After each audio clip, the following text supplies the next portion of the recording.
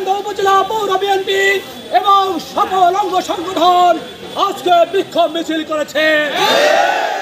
এই বিক্ষোভ মিছিল শেষে সংক্ষিপ্ত সমাবেশে আমরা করতে ঘোষণা দিতে চাই, আমাদের নেত্রী সমাবেশ নগরকান্দায় ছিল না। নগরকান্দার গণের সত্তার বিদ্যুৎ সে চলতে নাই। তিনি বিএনপির ফরেন কমিটিতে ব্যস্ত রয়েছেন, কিন্তু তার নামে মামলা দিয়েছে। আমরা আজকের এই সমাবেশ থেকে দ্বিতীয়বার মামলা প্রত্যাহারের দাবি জানাই। তিনি ঢাকায় আমাদের দলীয় নেতা জনাব তারেক রহমান সাহেব তাকে যে দিক নির্দেশনা দিয়েছেন সেই দিক নির্দেশনা নিয়ে কাজ করতেছিলেন। এই ঘটনার সাথে কোনোভাবেই তার সম্পৃক্ততা নাই। সে ফরেন ট্রেনে ওই ট্রেনে ব্যস্ত ছিলেন প্রোগ্রাম নিয়ে। আজকে যারা সমাবেশের নামে মিথ্যা মামলা দিয়েছেন তাদেরকে বলতে চাই, হুঁশিয়ার হয়ে যান। সমাবেশ শুধু ফরিদপুরের নেত্রী। সমাবেশ আমি আপনাদের বলতে চাই কোনো লাভ হবে না।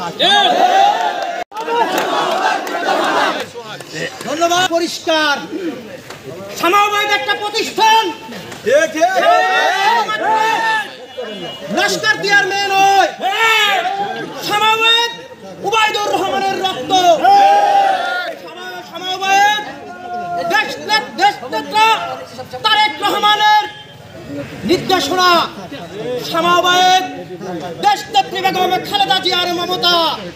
সমাবেশ শহীদ প্রেসিডেন্ট জিয়াউর রহমানের আদর্শের সৈনিক যারা আওয়ামী লীগ পন্থী লোক সমাবেশকে এই মিথ্যা মামলা দিয়েছেন, তারা শুধু সমাবেশকে দেন নাই, নগরকান্দার 3.5 লক্ষ মানুষের হৃদয়ে আঘাত করেছে।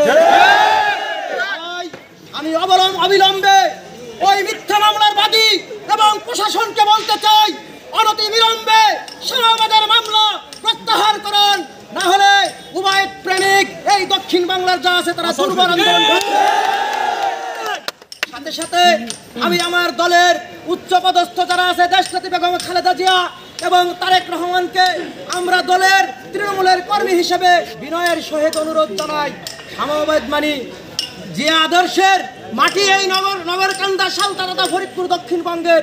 তাই সমাবেশের পর যে অন্যায় অবিচার হয়েছে, যে স্থগিতাদেশ হয়েছে, এই স্থগিতাদেশ প্রত্যাহার করে আগামীতে তাকে আরো উচ্চ পদে অধিষ্ঠিত করার জন্য অনুরোধ রেখে